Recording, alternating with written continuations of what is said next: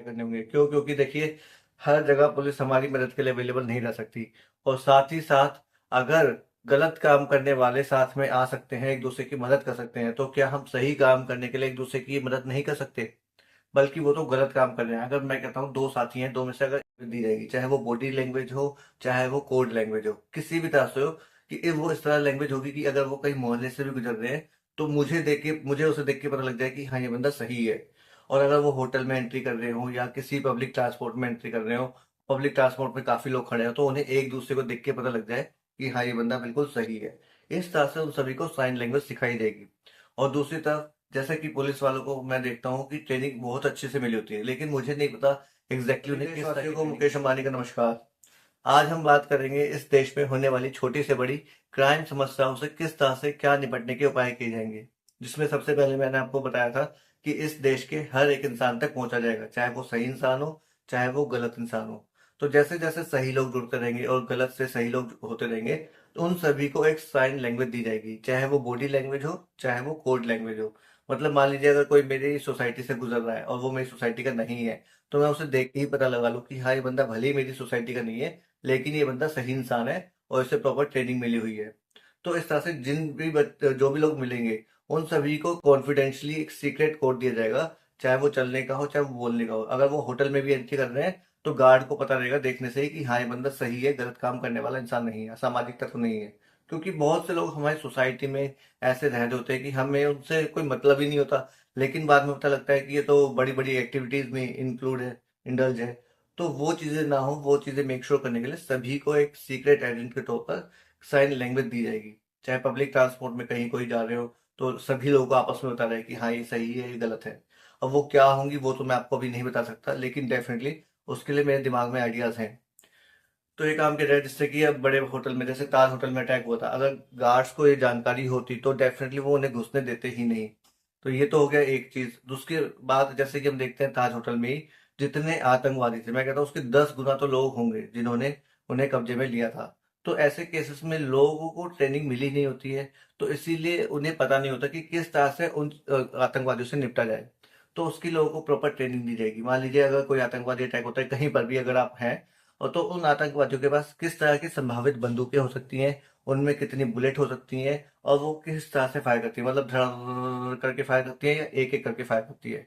तो उस हिसाब से लोगों को प्रॉपर ट्रेनिंग दी जाएगी कि आप किस तरह से, अगर आपके कोई जानने वाला भी नहीं है, अननोन बंदा है और वो आपके साथ फंसा हुआ है, तो किस तरह से आप आपस में मिलजुल के उन आतंकवादियों से निपट सकते हैं, वो प्रॉपर ट्रेनिंग दी जाएगी लोगों को।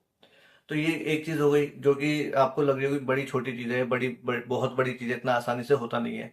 तो देखिए, जब लोगों में कॉन्फिडेंस आता है ना, तो इंसान सब कुछ कर लेता है। अब जैसे कि हम इराक या इसराइल नाम का देश है, जहाँ की 1 करोड़ आबादी है लोगों की, वहां पे 1 करोड़ की 1 करोड़ लोगों को अच्छे से लड़ने की ट्रेनिंग दी जाती है बचपन से ही। तो क्या हमारे देश की आबादी, मैं कहता हूँ चलो 100-150 करोड़ है, तो क्या हम दे नहीं सकते? सोसाइटी वाइज अगर हम स्टार्ट करें, मैं कहता हूँ पूरे देश में ऐसे जगह जगह घूमने से कोई फायदा नहीं है। हम अपनी सोसाइटी के लोगों के हिसाब से जो भी सही लोग हैं उन्हें ट्रेनिंग देते रहे, और जो गलत है उनकी अपने आप पहचान होती रहेगी। डेफिनेटली उनपे पहले से मतलब उनकी तहकीकात की जाएगी कि कितना बड़ा वो क्राइम कर रहे हैं, छोटा क्राइम कर रहे हैं। उस हिसाब से उन पर एक्शन लिया जा सकता है। कोई बड़ी चीज नहीं है। हमें अपने अपने स्तर पर पहल करने की कोशिश करनी होगी बस। तो एक ये हो गया। दूसरी तरफ अब मैं देखता हूँ कि पुलिस वालों को ट्रेनिंग तो मिलती है, लेकिन किस तरह की ट्रेनिंग मिलती है मुझे एग्जैक्टली नहीं पता। क्योंकि किसी राज्य का कोई डीसीपी कंटेनर के आगे नीचे मार दिया जाता है, और कोई एक लेडी पुलिस वाली को एक नॉर्मल लेडी थप्पड़ इस तरह से बजाती रहती है कि वो कुछ कर ही नहीं पाती है। तो मुझे नहीं पता एग्जैक्टली किस तरह की ट्रेनिंग मिलती है, लेकिन पुलिस वालों को पूरी अच्छी तरह से ट्रेनिंग दी जाएगी कि क्या है, चाहे वो एक छोटा सा चाटा हो, चाहे वो डंपर हो, अगर ऐसी कंडीशन आती है तो उसमें किस तरह से निपटा जाए। जैसे कि आजकल के नौजवान हम देखते हैं कि इतनी तरह की फाइट्स सीखते हैं, जिसमें कि फ्रंट फ्लिप हो गया, बैक फ्लिप हो गया, या कलारी टू एक हमारी आर्ट फॉर्म है, वो पुलिस वालों को सिखाई जाएगी। जिसमें अगर कोई गाड़ी भी चढ़ाने की सोचता है तो वो किस तरह से बच सकते हैं, नहीं बच सकते, वो सब उपाय किए जाएंगे। और साथ ही साथ उन्हें, चाहे वो स्केटिंग हो, चाहे वो स्विमिंग हो, या पेड़ों पर चढ़ना हो, या कुछ भी दूसरी तरह की चीजें हो, चाहे तेज स्पीड में बाइक दौड़ाने वालों को उन्हीं की तरह से रैश ड्राइविंग करके पकड़ना हो, कुछ भी हो, वो उन्हें प्रॉपर ट्रेनिंग दी जाएगी। या ऐसे नौजवानों को रखा जाएगा पुलिस में नहीं भी रखा जाएगा, तो उन्हें मतलब एज हम वैसे आम आदमी के तौर पे भी रख सकते हैं, जिसमें उन्हें डेफिनेटली कुछ ना कुछ इनकम दी जाएगी। तो इस तरह से हम अपने देश की सुरक्षा को मजबूत बना सकते हैं। ये हो गया आम लोगों का, और पुलिस वालों का भी मैंने आपको बता दिया। लेकिन अब छोटी-छोटी चीज़ों में लोगों का डाउट होगा कि अगर इस तरह से हमारी जान चली गई तो क्या होगा?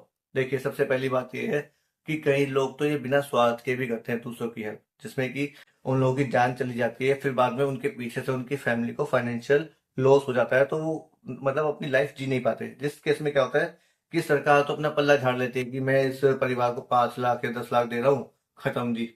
और वो 5-10 लाख में क्या वो 5-10 साल जी लेंगे?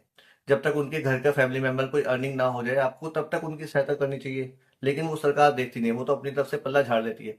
तो उस केस में अगर किसी के साथ भी कुछ ऐसा होता है कि किसी के फैमिली का अर्निंग मेंबर की डेथ हो जाती है ये कुछ करते हुए, तो डेफिनेटली उसके पूरे परिवार को तब तक फाइनेंशियल सपोर्ट किया जाए जब तक कि उसकी फैमिली का कोई भी 1 या 2 बंदा अर्निंग मेंबर ना बन जाए। जिस तरह से आप समझ सकते हैं, जब लोगों में ये डर खत्म होगा ना, तो लोग आगे आएंगे। और हमें स्टार्टिंग में कोशिश करनी पड़ेगी। स्टार्टिंग में मैं कहता हूँ 2 4 5 10 लोगों की जान जाएगी। लेकिन जब हम हमेशा साथ मिलके आएंगे ना, तो लोग क्या सोचेंगे, अरे यार ये तो इस मोहल्ले के लोग हमेशा मिलके आते हैं, तो हमें तो मतलब कोई फायदा ही नहीं है इस गली मोहल्ले में जाने का। तो इस तरह से हम सब उपाय कर सकते हैं।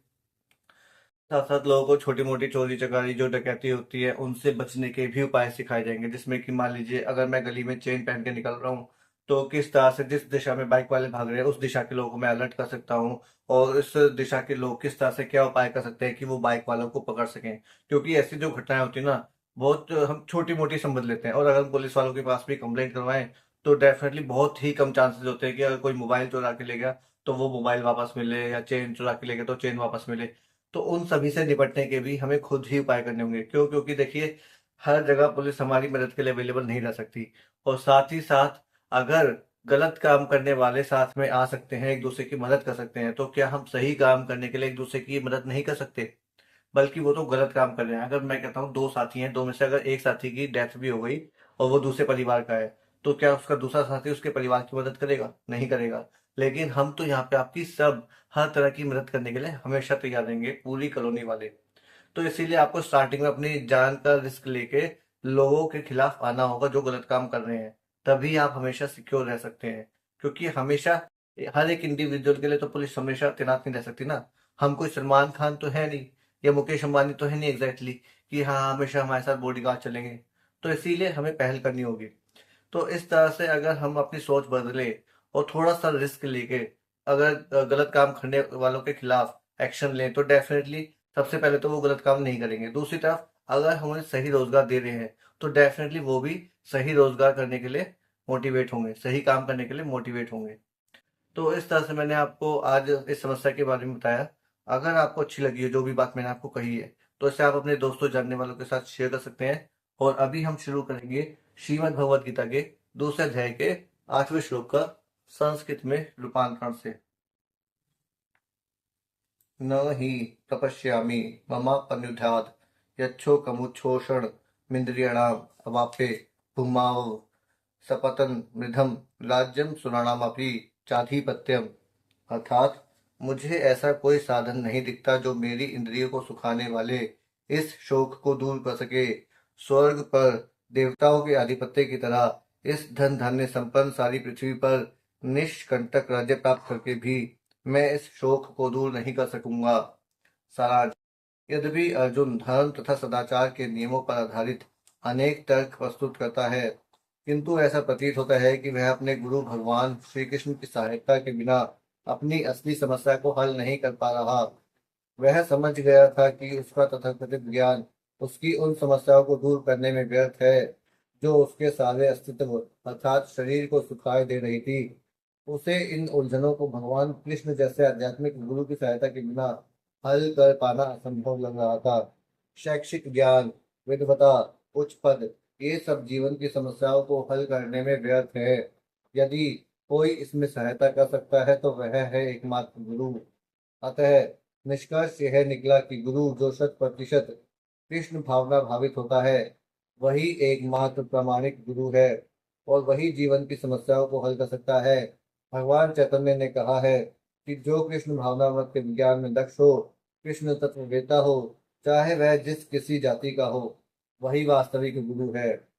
किबा विप्र किबा न्यासी शूद्र के ने नए, यही कृष्ण तत्ववेता से ही गुरु है। अर्थात कोई व्यक्ति चाहे वह विप्र अर्थात वैदिक ज्ञान में दक्ष हो, निम्न जाति में जन्मा शूद्र हो या कि सन्यासी, यदि वह कृष्ण के विज्ञान में दक्ष है तो वह यथार्थ प्रामाणिक गुरु है।